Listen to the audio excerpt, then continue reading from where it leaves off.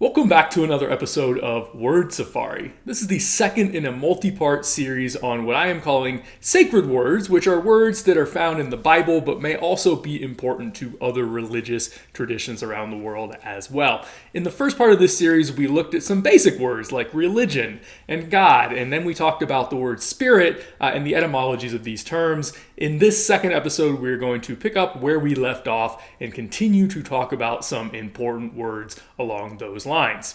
One word that often, certainly in Christian circles, but also Jewish circles and other circles, goes with spirit is holy. The idea of there being many spirits perhaps, but the Holy Spirit being the one that is particularly sent from God. So where do we get this word holy from? This is a Germanic word. This is not a borrowing from Latin or anyone else. It comes from the Old English word heilig.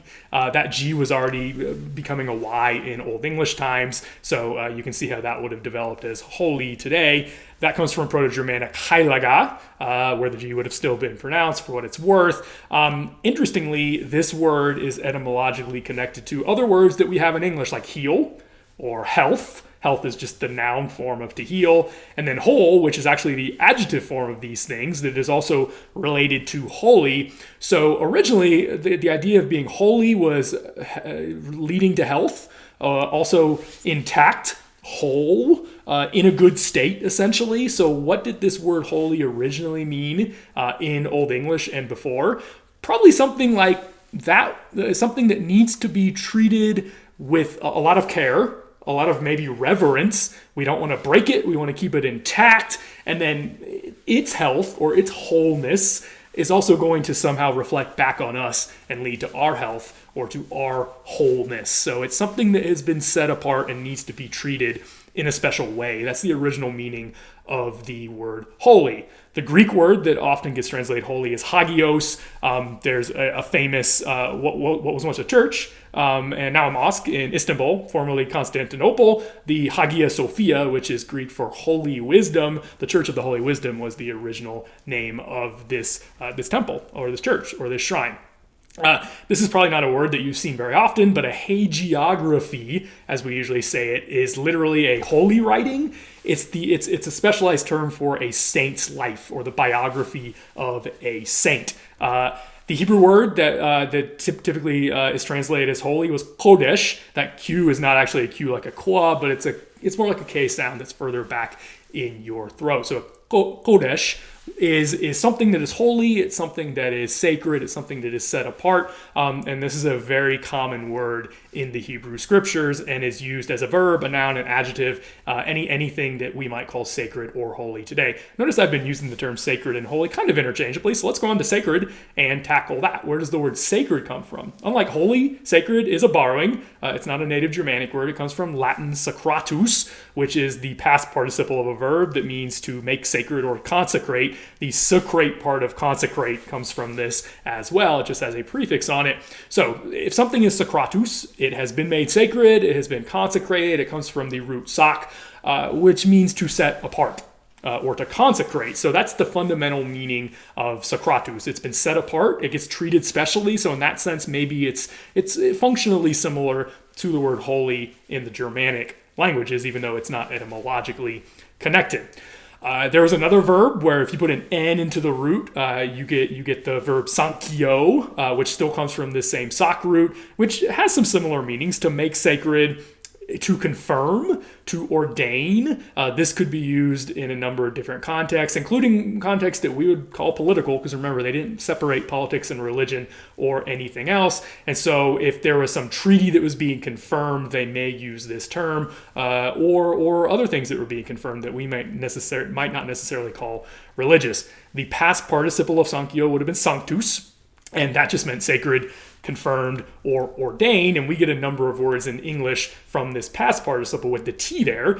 For instance, a sanctuary is a sacred place. It can be a place of worship today, maybe a church or something else might be called a sanctuary. But we also use this word in a number of other contexts, political contexts, social contexts. If you say that you're giving someone sanctuary, you're giving them a place where they can be safe from harm. Where does that come from? What's the connection here? Well, in the ancient Mediterranean world, pretty much all over the Mediterranean, temples and holy places and holy sites were considered to be places that you could go if, I don't know, somebody was trying to kill you, for instance, and you didn't want them to kill you. You could enter the temple of a god or goddess or whoever, and murder or killing, even legitimate killing, like killing that was in retaliation for somebody else's death, was not supposed to be done within a temple or within a shrine or within a sanctuary. So that's the original meaning of the modern idea, kind of political idea of giving somebody sanctuary in some ways. Originally, that was also a religious concept. You could seek to enter a temple or a shrine or a sanctuary, and you would be given sanctuary by the priests or priestesses of that particular god or goddess. Again, we see this all over cultures of the ancient Mediterranean. It happens in the Bible. It happens in Greek texts. It happens in Roman texts. It happens everywhere. This seems to have just been a common idea that they had. A verb that comes from this, sanctify, you might remember that this -ifi ending, when it's placed on things, comes from the Latin verb facio, which we've already been looking at recently, that means to make. So to sanctify means to make sacred, or to make holy, if you want to use that particular word in English. And then there's a particular word that comes through French, and not surprisingly, French simplified it and eroded the term. So when French inherited sanctus, they cut out the C and they changed the vowel a little bit, and you end up with saint. Saint is actually the French outcome of the Latin word sanctus. So a saint is actually just someone who has been made sacred or holy etymologically, but of course we use it in a very specific way today to mean, some kind of specific person who has been considered especially sacred or holy. And we also use it in other contexts as well, but that is where the word saint comes from. Let's talk about some specific beings that are discussed in the Bible, but also in other texts. And we're going to talk about the etymology of these particular terms and the original concept of these particular terms in the ancient cultures that were discussing them. So we've talked about God. Let's talk about angels. Where does the word angel come from? We get this word angel from the Latin word angelus. Obviously, we just stole that word from the Latin word, but as it turns out, this was not originally a Latin term because the Romans stole this word straight out of Greek. The Greek word is actually where this word ultimately comes from, because in Greek, angelos was not the word itself was not a borrowing from any other language. It was a regular Greek word that meant messenger. There was nothing particularly spiritual or religious about this word. If the commander of one army or a king or somebody sent a messenger to another king or commander or whoever, because of course they didn't have Twitter or cell phones. So if you wanted to send a message, you had to send a messenger. That person was called an angelos. So as you can see, this was not a particularly religious term in any way. It gets used in all sorts of ways in Greek for human messengers, but it could also be used for any messenger, including messengers from the gods or from God, and you can kind of see where this is going here. The Greek term, and the reason that we use the word angel in the way that we do today, in other words, how did this Greek term go from being a banal, what we would today call secular term for messenger, to having this particular religious or spiritual meaning? It's because this regular Greek term, angelos, was used to translate a regular Hebrew term in the Hebrew Bible or Old Testament, which was malach, which also just meant messenger. So this was not a mistranslation on the part of the Greeks. They saw the word messenger in Hebrew, they translated it with their word messenger in Greek, and all of that made sense. But just like in Greek, this Hebrew word also did not necessarily have to have any spiritual connotations. It was just a term that referred to a job that somebody did. They carried a message, and that made them a messenger, and therefore they were an angelos or a malach, depending on which language you were speaking. Again, it didn't have to be any other race of being like we would use this term to refer to today. You can see this in Hebrew because there's actually a whole book of the Bible called Malachi, and of course we took that name, and people are called Malachi today. Maybe your name is Malachi. Malachi has malach. That messenger, is actually the very first and most of that name, malach. The malach part means messenger. The E part at the very end means my, so Malachi is a Hebrew name that just means my messenger. As far as we can tell from the book of Malachi, he was not any other race other than human. He was a human messenger that God chose, or at least certainly believed that God chose him to send a message to his fellow Jews at that particular time. And so, as you can see, this Hebrew word did not necessarily have to refer to any race of being. However, especially once the word got borrowed into Latin, angelos didn't mean anything else in Latin. They didn't use the word messenger in Latin to translate angelos from Greek. And so that's when this started becoming a specialized term that meant some kind of spiritual being that was supposed to bring messages directly from God. And then, of course, the rest is history, leading down to our modern conception of angels as some kind of race of being that is, on God's team, but subsidiary to God in some way. But that was not the original meaning of this word in either Greek or Hebrew, where the Greek was translating that original Hebrew term. So today, we use the word angel, again, as a general term for a race of spiritual beings that are subsidiary to God. But since this was originally a job and not a particular race, it's important to note that in the Hebrew Bible, there are these other kinds of beings that are not called Malachim. They're not called messengers, but we call them angels today because they fit our modern definition of some kind of, again, subsidiary spiritual being of some kind that is affiliated with God. One of these is the cherub. On your screen here is a picture of what we might call a cherub today. It might be a cute little chubby baby, maybe with wings or something like that. That is not what the word cherub meant in the original Hebrew. Cherub just comes from the Hebrew cherub, so we basically just stole the word. We didn't even try to translate it or anything. The plural in Hebrew for masculine, at least, masculine nouns was im, so cherubim is the plural that we still use for a cherub today.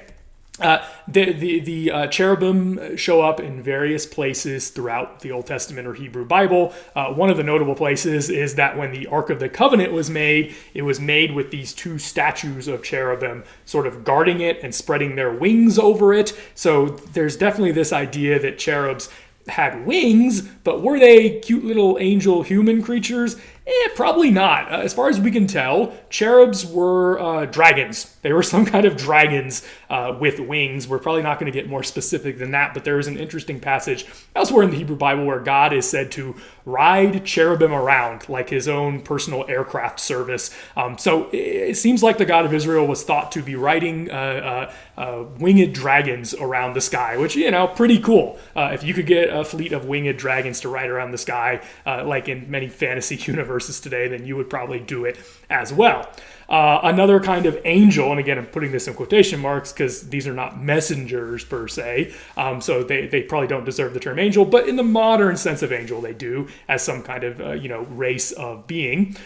This comes from the Hebrew word sarap, which meant burning, and so these were fiery dragons. If cherubs were like maybe non-fiery dragons, or at least dragons who kept their fire in check, seraphim were fiery dragons, fire-breathing dragons of some kind, and again, we're never going to probably be more specific as to exactly what these looked like, although we do have some ways to try to find out, such as comparing these words etymologically with words in other languages that were related to Hebrew from the ancient world, and maybe from the modern world as well, because of course Hebrew is part of the Semitic language family, which still exists.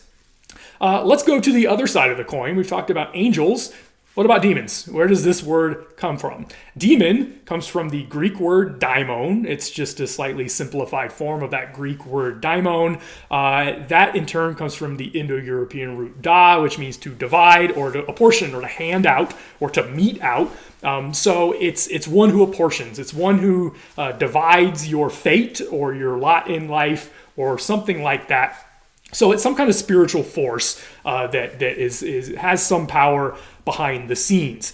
Usually this word daimon in Greek did not refer to the main gods like Zeus or the Olympian gods. Theoretically it could, but normally when you saw the word daimon in ancient Greek, and remember they were a polytheistic system originally, when you saw the word daimon in ancient Greek, it was usually going to refer to some subsidiary spiritual being or spiritual force of some kind.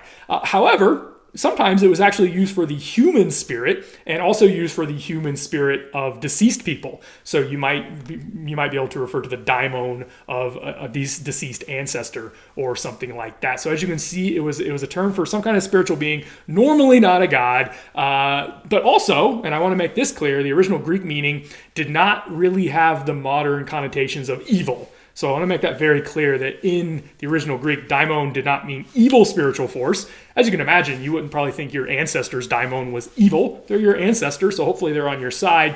And so this was a neutral term. They could be good, they could be evil, but generally speaking, they were morally neutral, as most spiritual forces were in ancient polytheistic systems. Zeus was not a paragon of morality himself, but he also wasn't evil. And so that's the sense that this word daimon would have been used in. One famous example from someone who was speaking ancient Greek, who I'm sure you've heard of, is that Socrates himself talked about having a spiritual helper who was always by his side. He called this spiritual helper his daimonion, and that ending is a diminutive. So the best way to translate daimonion is little daimon. He said, I have a little daimon who sort of just follows me around or is always there with me or something.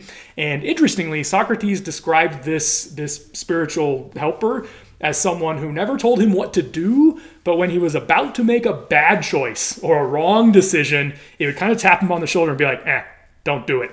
That's what Socrates said his daimonion would help him with. So I've sort of loosely translated this guardian angel because, it doesn't quite mean guardian angel in the modern sense, but it's probably the closest modern concept that we're going to get. It's a little shoulder angel in some ways that, says, hey, psst, don't do that. That's a dumb choice. You might not want to do that, Socrates.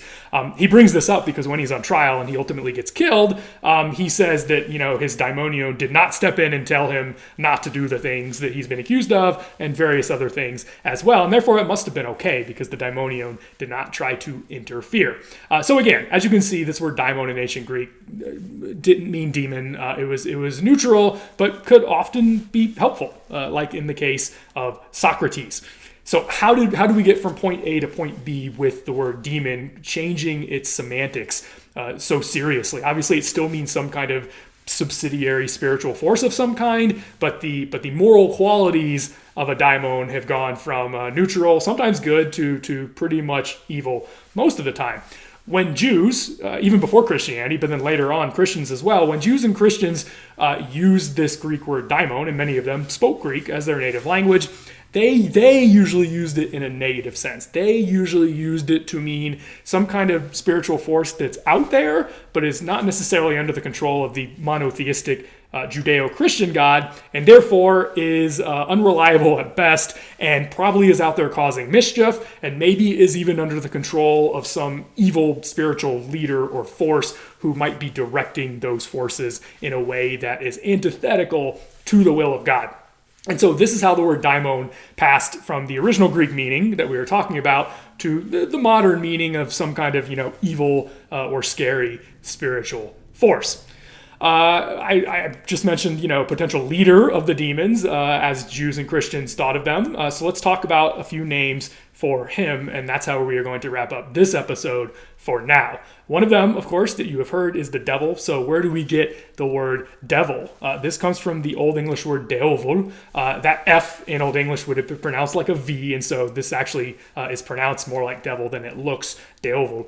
That, however, was a borrowing from the Greek word diabolos via the Latin diabolus, but Latin just got it from Greek. So we're going directly back to Greek here because the Greek is actually where this word comes from. So what does diabolos mean in the original Greek? By the way, we have the adjective diabolical in English today that comes from the Greek diabolos, and you can actually see that it connects straight back. So diabolical means devilish if you've never made that connection, even though we don't necessarily use it in that way today. So where does this Greek word diabolos come from? The root bol means to throw or to cast. Yes, that's where we get the word ball today. So ball is right there in devil. I don't know what this means. Dia is a Greek term that we have seen multiple times throughout the course of this channel, and dia means across. So what is a diabolos? He is somebody who throws or casts things at you or in your face or across you or something like that. That's what a diabolos is. So what did that word mean functionally in ancient Greek. Somebody who accuses you of things. They're a caster of aspersions. Maybe they're insulting you. Maybe they're slandering you. Interestingly, in the ancient Greek judicial system, the diabolos was a word for what we would call the prosecutor. He's the person, if you're the defendant at least, who is accusing you of things. So that's kind of a good word for a prosecutor if you think of it that way.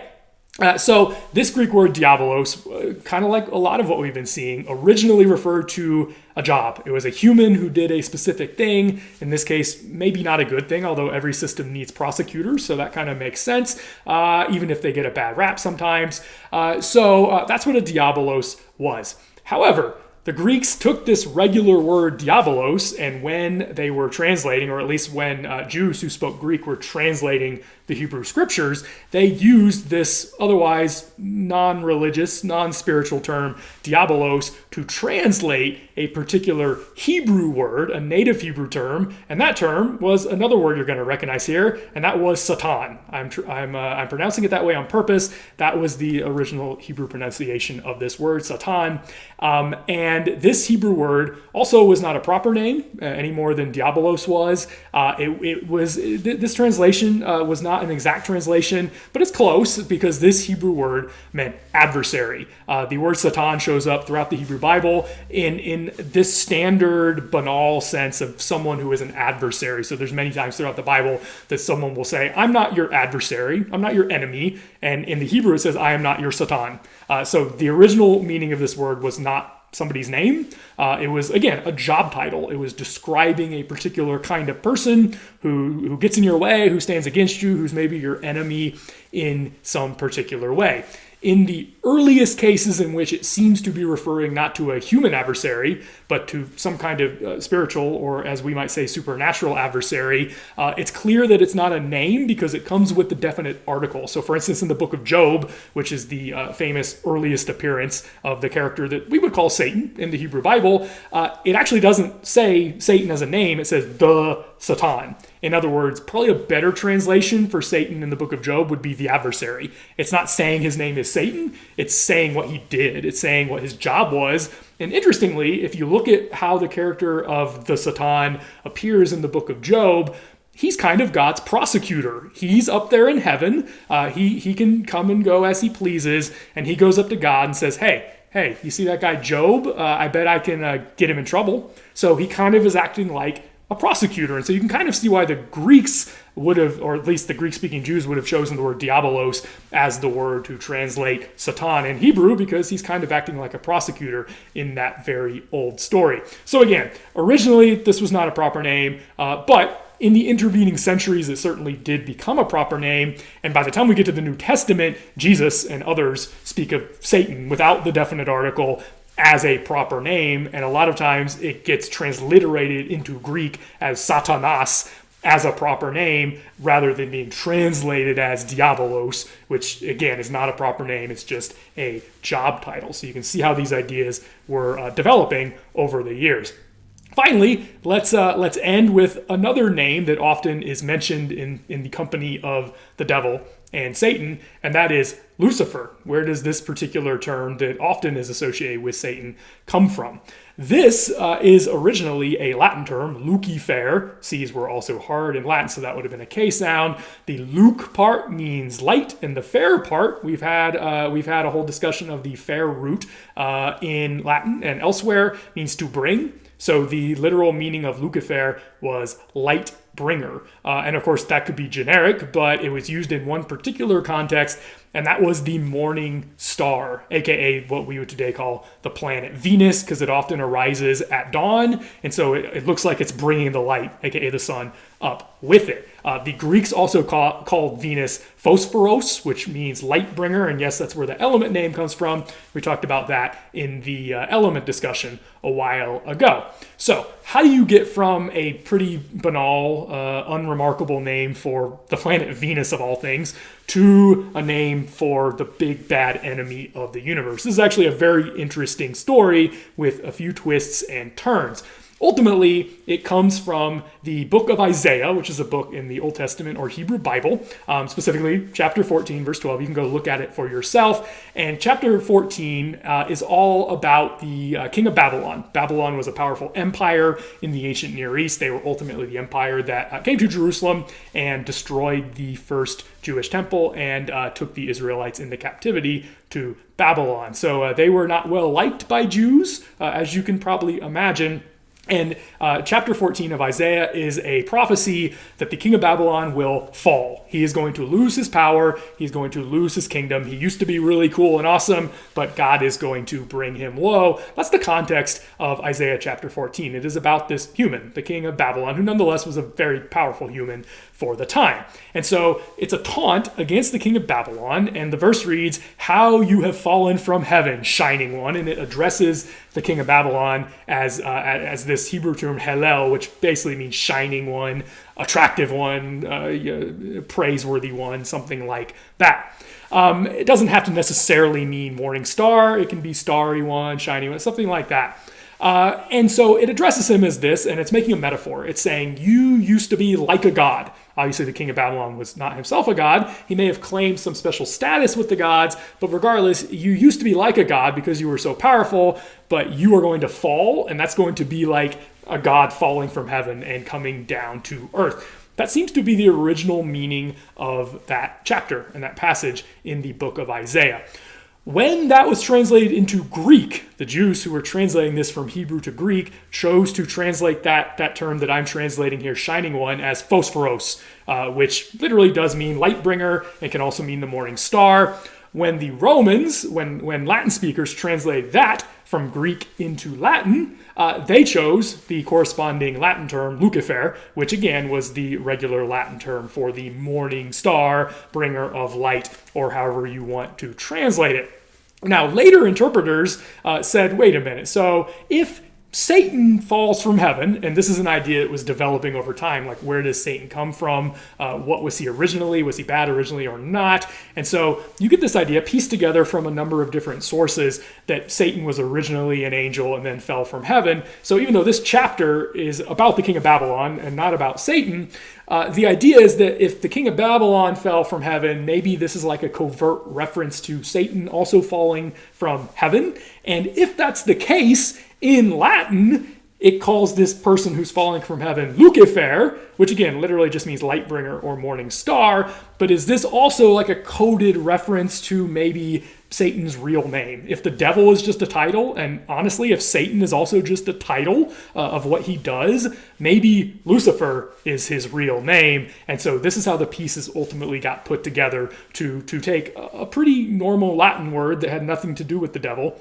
Lucifer, and make it into what we today in our culture consider to be another name for the devil or Satan. All right, we're going to stop there, and we're going to pick up with more words in part 3. See you then.